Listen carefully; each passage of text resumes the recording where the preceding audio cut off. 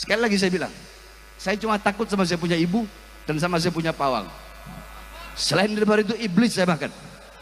Wahai Prabowo dan kabinet menteri-menterinya, demi Allah kami pemuda-pemudi Indonesia bersumpah, demi Allah di Indonesia tidak ada sejengkal tanah pun bagi siapapun yang merampok dan merampas harta bangsa dan rakyat Indonesia. Saudara-saudara, Allahu Akbar. Assalamualaikum warahmatullahi wabarakatuh. Saudara sekalian, pada kesempatan ini kita akan sama-sama menyaksikan sindiran dari Bahar bin Smith terhadap Presiden Prabowo, saudara sekalian. Di mana sindiran ini memang seperti biasa, Bahar bin Smith mengatasnamakan rakyat, saudara sekalian. Oke, selengkapnya mari kita sama-sama simak video berikut, tentunya setelah intro seperti ini. Silahkan.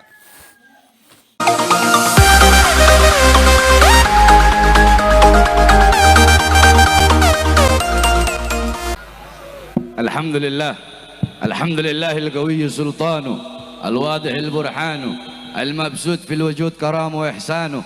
Allahumma salli wa sallim wa barik wa karrim wa azim ala nuril anwar wa sirril asrar wa tiryakil aghyar wa miftahi babil yasar sayyidina wa maulana Muhammadinil Mukhtar wa alihil athhar wa ashabihil akhyar adada ni'amillahi wa ifdalih, amma ba'd.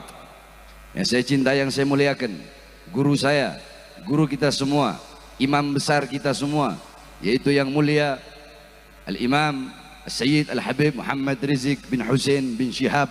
Mudah-mudahan Allah panjangkan umur beliau, Allah sehatkan jasmani dan ruhani beliau, Allah permudah urusan dunia akhirat beliau, Allah kuatkan langkahan kaki beliau di dalam berdakwah di jalan Allah, berjuang di jalan Allah, dan di dalam membimbing kita semua menuju ridhonya Allah subhanahu wa ta'ala, beserta para habaib-habaib yang lain, para kiai, para ajengan, para ustadz, para tokoh masyarakat, segenap aparat pemerintah, Al-Habib Muhammad Al-Attas, Al-Habib Hanif Al-Attas, Al-Habib Hashim, kemudian Kiai Haji Sobri Lubis, dari juga saya lihat Kiai Awid beserta Al-Habib Ye Al-Jufri, Al-Habib Alwi Al-Hamid, beserta seluruh hadirin hadirat, bapak-bapak, ibu-ibu, khususnya para pemuda-pemudi baginda Nabi besar Muhammad yang selalu dimuliakan oleh Allah subhanahu wa ta'ala. Saudara-saudara, sebelum saya bahas masalah korupsi, sedikit ada satu hadis, karena ini menjelang tahun baru, penting bagi saya untuk menyampaikan hadis daripada baginda Nabi besar Muhammad sallallahu alaihi wasallam. Qala Rasul sallallahu alaihi wasallam, la tattabi'unna sanana aw sunana alladhina min qablikum shibran bi shibrin wa dhira'an bi dhira'in hatta law dakhalu fi hujri ad-dab lattaba'tumuhum. Qulna ya Rasulullah al-yahud wan nasara, qala faman. Nabi Muhammad sallallahu alaihi wasallam beliau bersabda, sungguh suatu saat nanti akan ada umat setelah kalian, mereka akan mengikuti golongan-golongan dan kelompok-kelompok umat sebelum mereka, shibran bi shibrin wa dhira'an bi dhira'in. Mereka ikuti kelompok dan umat sebelum mereka, sejengkal demi sejengkal, selangkah demi selangkah, mereka ikuti umat-umat sebelum mereka. Hatta law dakhalu fi hujrid dhab, sekalipun umat sebelum mereka masuk di dalam lubang dhab, lattaba'tumuhum, sungguh mereka akan ikut masuk dalam lubang dhab. Dhab itu sejenis biawak, cuma bukan biawak. Kalau biawak warrol, dhab itu kadal gurun, saudara-saudara, yang belakangnya ada duri-durinya, warnanya kuning. Kalau warrol, kalau biawak warnanya coklat. Kalau dhab itu halal dimakan karena ada takrir dari Nabi. Kalau biawak haram dimakan. Jadi beda antara dhab dengan warrol. Nah, saudara-saudara, kemudian ada sahabat yang bertanya, qulna ya Rasulullah al-yahud wan nasara, ya Rasulullah, apakah kelompok dan umat sebelum mereka, maksudnya sebelum kita itu adalah orang-orang Yahudi dan orang Nasrani? Kala faman. Rasulullah bilang, siapa lagi kalau bukan mereka? Nah, saudara-saudara, malam tahun baru besok bukanlah malam tahun baru kita umat Islam. Itu adalah malam tahun baru orang-orang sebelum kita, umat sebelum mereka. Akan tetapi di Indonesia yang paling banyak merayakan malam tahun baru, yang paling banyak merayakan hari Valentine, lihat malam tahun baru, yang paling banyak keluar, yang paling banyak maksiat, mabok-mabokan, istahalla zina wa istibahal khumur wa darubu bil ma'azif. mereka zina seperti perbuatan yang halal. Mereka halalkan zina, khamr, mereka perbolehkan seakan-akan itu bukan hal yang tabu, bukan hal yang haram. Mereka memainkan musik-musik yang membuat lupa dan lalai kepada Allah.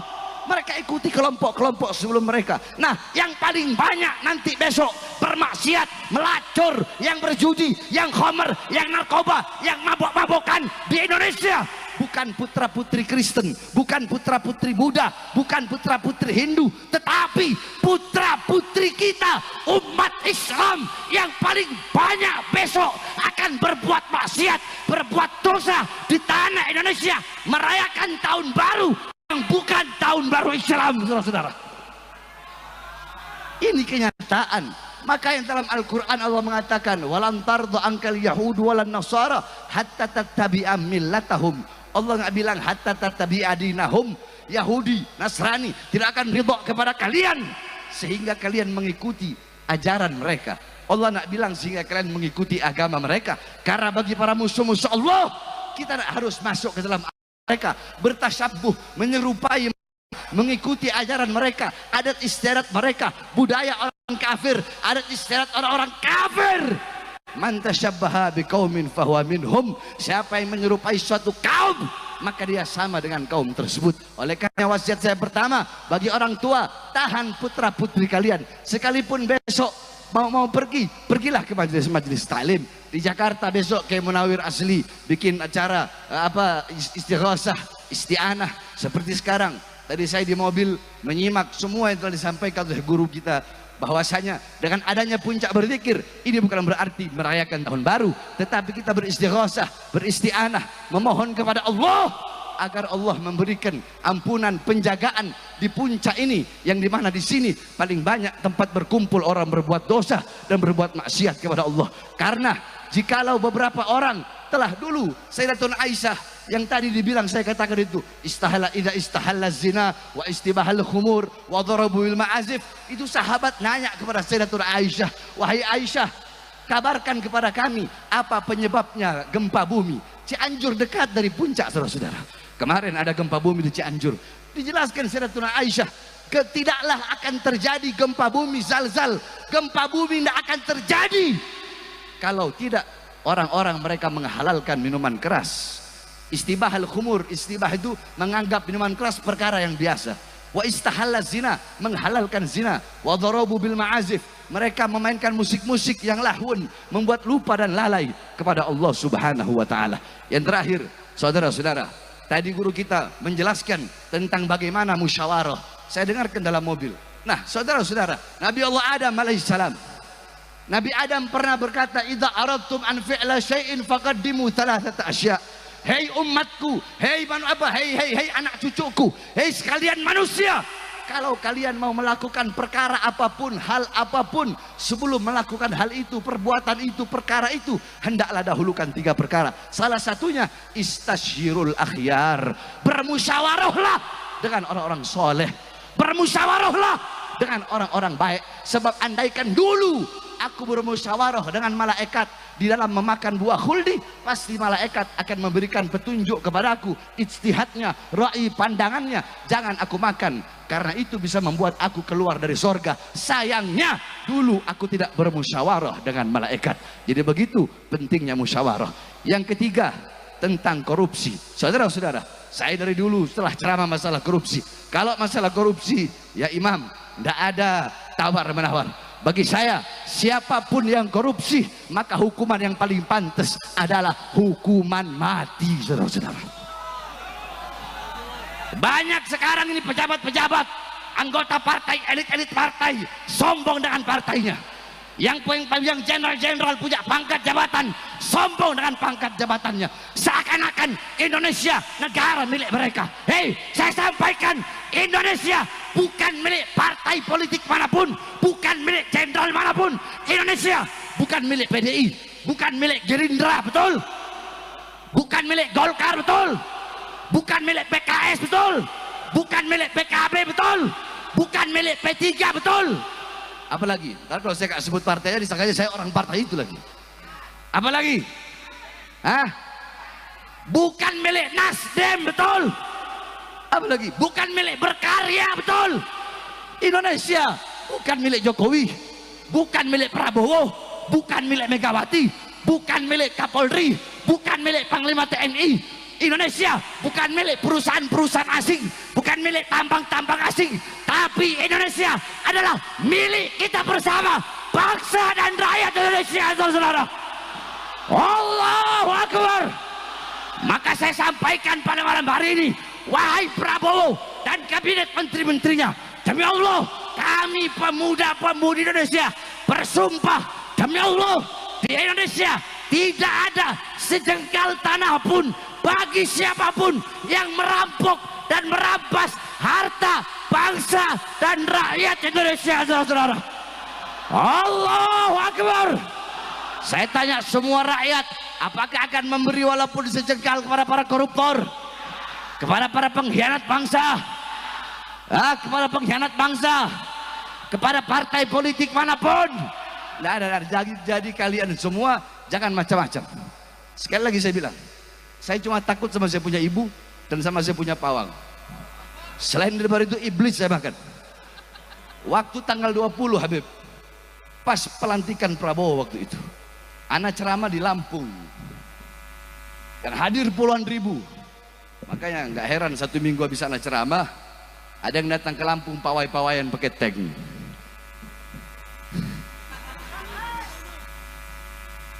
Waktu itu 20 Oktober pas pelantikan presiden. Orang-orang banyak saya lihat ngomong, wah kalau Prabowo jadi presiden, Habib Bahar nggak bakal berani ceramah keras-keras ini, nggak bakal berani bersuara ini. Tanggal 20-nya kemarin saya ceramah di Lampung pas pelantikan presiden lagi. Saya ceramah apa saya bilang? Segala kebijakan-kebijakan Prabowo yang menguntungkan rakyat akan didukung oleh rakyat. Betul? Betul.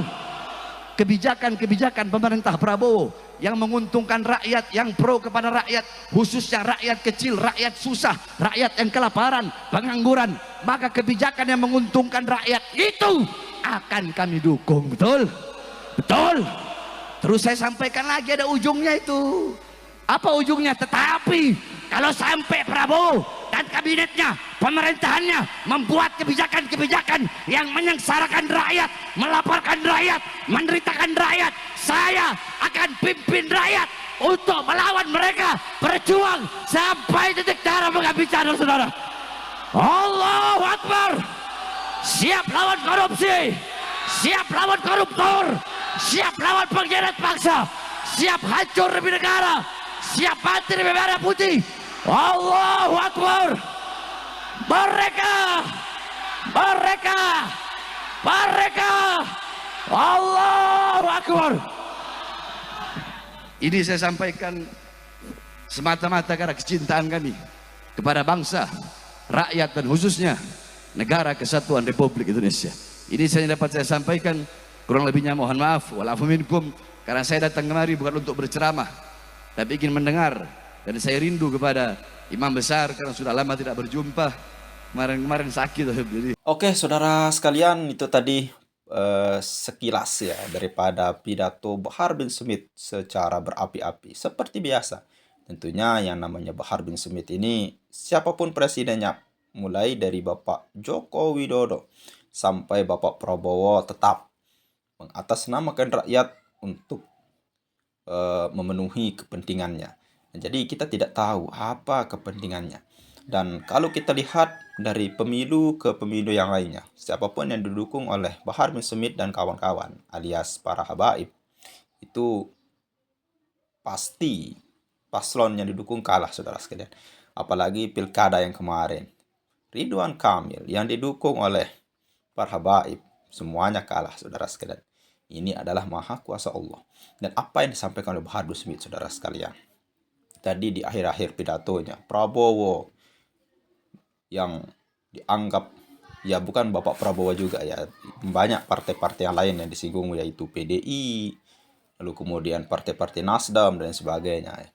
Mereka menganggap, atau Bahar bin Smith menganggap bahwasanya partai-partai ini seakan-akan rakyat negara milik mereka, saudara sekalian. Bukan milik mereka, tapi itu anggapan Anda, saudara sekalian. Ya, anggapan Anda Bahar bin Smith yang menganggap bahwa pemilik negara adalah para partai-partai ini. Bukan seperti itu. Kenapa pada partai ini yang sering muncul di media, bahkan yang menguasai daripada kabinet-kabinet adalah anggota-anggota partai? Karena para partai ini adalah salah satu kendaraan politik untuk masuk ke dalam istana, saudara sekalian. Ya, kalau Anda mau masuk ke dalam istana, mengambil bagian daripada hal itu, silahkan masuk salah satu partai politik. Bahar bin Smith dan Rizik Syihab, siapapun itu, para baik. Itu pun kalau Anda dipercaya oleh rekan-rekan Anda, ataupun membuat partai baru, silahkan. Partai apapun itu, silahkan. Kalau itu memenuhi kredibilitas dan kualitas yang baik, pasti akan naik. Seperti partai-partai baru, yaitu Partai Solidaritas, PSI, saudara sekalian, itu kan partai-partai baru. Silahkan. Namun di sini, yang disindir oleh Bahar bin Smith, salah satunya presiden kita, Prabowo Subianto.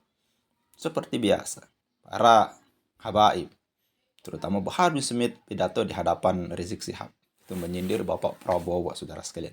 Berani bermain api dengan Bapak Prabowo. Karena Bapak Prabowo itu pernah bilang bahwasanya para preman itu tidak tahu saya. Dia tidak takut saya. Silahkan nanti hadapi saya, saudara sekalian. Kata Pak Prabowo sangat menakutkan. Meskipun beliau sekarang sudah tua, namun semangat beliau masih berapi-api. Kita tunggu saja apakah Bapak Prabowo merespon ini, saudara sekalian.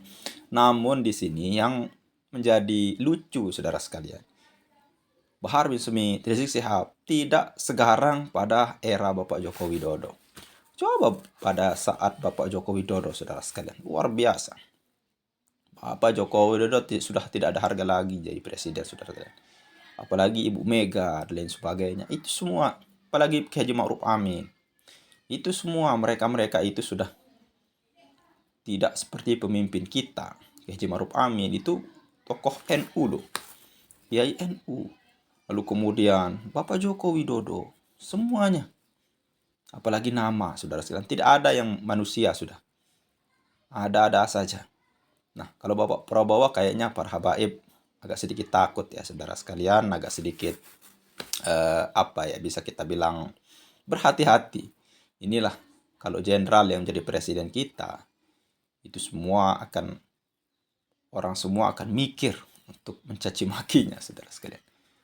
Oke, saudara sekalian, mungkin hanya itu saja yang bisa kita sampaikan. Mudah-mudahan bermanfaat. Sekian, assalamualaikum warahmatullahi wabarakatuh.